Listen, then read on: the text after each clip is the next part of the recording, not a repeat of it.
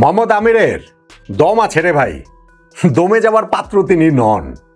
টি-20 বিশ্বকাপে ভারতকে নিয়ে করা তার একের পর এক প্রেডিকশন মুখ থুবড়ে পড়ছে, কিন্তু পাকিস্তানের এই পেসারের মুখ তাতে বন্ধ হচ্ছে না, বরং প্রতি ম্যাচ শেষেই নতুন একটা হাস্যকর অজুহাত নিয়ে তিনি হাজির হয়ে যান, নতুন একটা প্রেডিকশন নিয়ে তিনি উপস্থিত হয়ে যান। এই যে টি-20 বিশ্বকাপের সেমিফাইনালে ভারত ইংল্যান্ডের বিপক্ষে জিতলো, ফাইনালে উঠে গেল, তারপরেও আমরা সেই আমিরকেই আবারও দেখতে পেলাম, আরও একবার দেখতে পেলাম তার সেই হাস্যকর অজুহাত।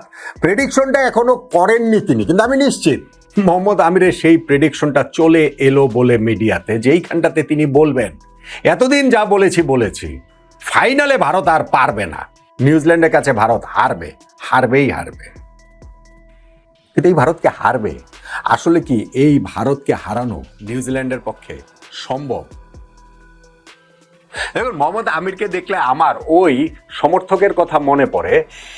বিশ্বকাপ ফুটবল দিয়ে আমি বোঝাই, তাহলে হচ্ছে গিয়ে বুঝতে, রিলেট করতে একটু সুবিধা হবে। আর বাংলাদেশে আমাদের দল তো আর বিশ্বকাপ ফুটবলে খেলতে পারে না, এখানে তো ব্রাজিল আর্জেন্টিনার সমর্থকরাই সিংহভাগ।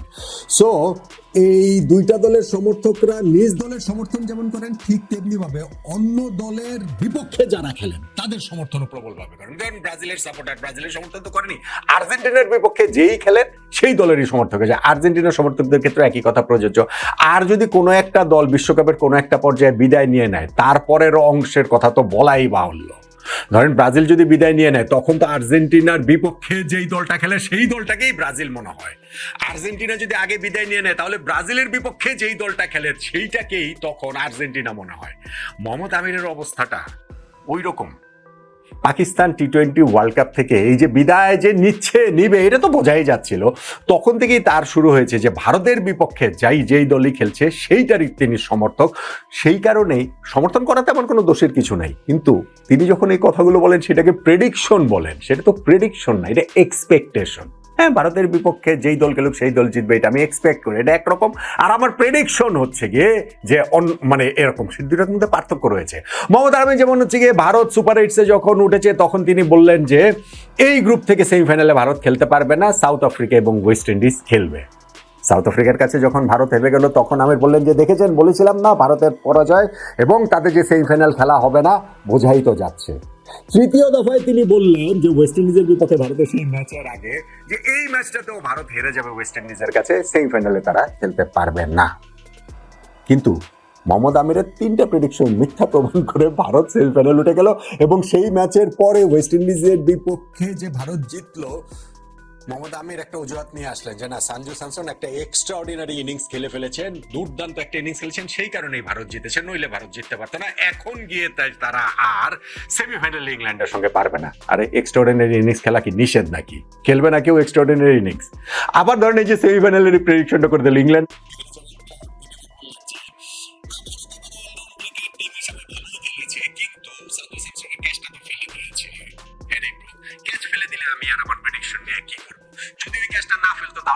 আগেই নাকি ইংল্যান্ড ম্যাচটা জিতে যেত। আরে ক্যাচ মিস করা তো হচ্ছে গিয়ে ম্যাচের পার্ট।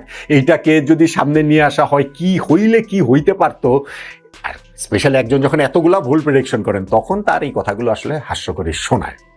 যেটা আমি বলছিলাম, মোহাম্মদ আমির হাস্যকর কথা বলছেন, বলতে থাকুন, সেটা কোনো অসুবিধা নাই। পাকিস্তানের ক্রিকেটার, তিনি তো ভারত যেন টি-20 ওয়ার্ল্ড কাপ না জিতে সেইটা তো চাইবেনি, ওইটা চান। নিউজিল্যান্ড কি সেটা ভারতকে থামাতে পারবে, ঠেকাতে পারবে? সূর্যকুমার যাদবের এই দলকে সেমিফাইনালে ইংল্যান্ডের বিপক্ষে তারা যেই ক্রিকেটটা খেলেছে, তারপরে সেটা কি নিউজিল্যান্ডের জন্য অনেক কঠিন না? হ্যাঁ, এখন নিউজিল্যান্ড বলতে পারে যে আমরাও তো সেমিফাইনালে যে ক্রিকেটটা খেলেছি তাতেও কাউকে ভয় পাই না। সাউথ আফ্রিকা, যারা এই টুর্নামেন্টে সবচেয়ে ভালো ক্রিকেট খেলছিল, তখন পর্যন্ত 4+3 7টা ম্যাচই তারা জিতেছিল, সেই সাউথ আফ্রিকাকে স্রেফ তুড়ি দিয়ে তারা উড়িয়ে দিয়েছে সেমিফাইনালে। ফাইনালে উঠে গিয়েছে নিউজিল্যান্ড। ফলে ভারতকে তারা কেন ভয় পাবে? আর খেলা যখন হবে আহমেদাবাদে, সেইখানটাতে 2023 ওয়ানডে বিশ্বকাপ ফাইনালে ভারতের সেই ট্র্যাজেডির কথা তো মনে রয়েছে। অস্ট্রেলিয়া সেইবার ভারতকে স্তব্ধ করে দিয়েছিল স্টেডিয়ামের 1,30,000 দর্শক এবং পুরো ভারতের হচ্ছে 140 কোটি ক্রিকেট প্রেমী দর্শক। তো নিউজিল্যান্ড এবার সেটা করতে পারবে না কেন, বা তারা সেই কনফিডেন্ট থাকবে না কেন? তারা তো কনফিডেন্ট থাকতেই পারে, কিন্তু বলছিলাম যে ভারতের যে ক্রিকেট খেলাটা যেভাবে টিম হিসেবে তারা ক্রিকেট খেলছে, আমি ওই যে আরেকটা ভিডিওতে আলোচনা করছি, এখানে সেই বিস্তারিত ওইখানটাতে না গেলাম, যে ধরেন ছোট ছোট কন্ট্রিবিউশন যে কত বড় বড় হয়ে উঠতে পারে, বা যখন যার যেইটা প্রয়োজন সেইটাই যে ভারত সেমিফাইনালে ম্যাচটাতে করে দেখিয়েছে ইংল্যান্ডের বিপক্ষে, তাতে করে কিন্তু এই ভারতকে ফাইনালে আমার কাছে ফেভারিট মনে হয়। সানজু স্যামসন যখন ম্যান অফ দ্য ম্যাচ হয়েছেন, তার ওই যে ভাগ্যের সহায়তা ছিল, সবই ঠিক আছে, কিন্তু ম্যান অফ দ্য ম্যাচের পুরস্কার নিতে গিয়ে তিনি বললেন যে এই পুরস্কারটা আমার প্রাপ্য না, এইটা জাসপ্রীত বুমরার প্রাপ্য, কারণ তিনি যদি শেষ দিকে ওইরকম বোলিং না করতেন তাহলে আমি এই জায়গাটাতে থাকতাম না, ভারত এইখানটাতে জিততো না। আবার ওইখানটাতে জাসপ্রীত বুমরা বোলিং কিংবা ধরেন হচ্ছে গিয়ে এই যে সঞ্জু স্যামসং এর ব্যাটিং, এর বাইরেও তো ভারতের কত কত যে কি ফিল্ডিং নিয়ে এত কথাবার্তা হয়, কি দুর্দান্ত ফিল্ডিং তারা করেছে, অ্যাক্সেল প্যাটেল কি অসাধারণ সেই ক্যাচগুলো ধরেছেন। আপনার হচ্ছে গিয়ে এই লাস্ট ওভারটাতে গিয়ে ইনফ্যাক্ট হার্দিক পান্ডিয়া যে রান আউটটা করলেন সেটাও গুরুত্বপূর্ণ, শেষ দিকে গিয়ে ব্যাটিংয়ে শিবম দুবে, হার্দিক পান্ডিয়া, তিলক ভার্মাদের কন্ট্রিবিউশনগুলো গুরুত্বপূর্ণ, 19 নম্বর ওভার হার্দিক পান্ডিয়ার সেটাও গুরুত্বপূর্ণ। সো অনেকগুলো জায়গা ভারতের রয়েছে যেই জায়গাগুলোতে তারা আসলে কনফিডেন্ট থাকতে পারে। এবং কনফিডেন্সের আরেকটা বড় জায়গা কি জানেন?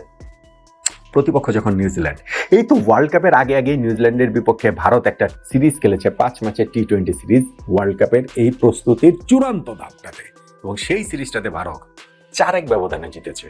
ভারত ওই সিরিজটাতে নিউজিল্যান্ডকে স্রেফ উড়িয়ে দিয়েছে। হ্যাঁ, একটা ম্যাচ তারা হেরেছে, সেই ওয়ান অফ ম্যাচ ফাইনালেও হতে পারে, কিন্তু যখন একটা দলের বিপক্ষে 4-1 ব্যবধানে সিরিজ জিতেছে মাসখানেক মাত্র আগে, এবং সেইখানটাতে ভারত ওই দলের বিপক্ষেই ফাইনাল খেলছে ঘরের মাটিতে, এক্সপেকটেশনের প্রেশারটা সেগুলো তো থাকবে, কিন্তু সবকিছু মিলিয়ে আমার কাছে মনে হয় যে ভারত এই ফাইনালটা জয়ের জন্যই ফেভারিট হিসেবে মাঠে নামবে।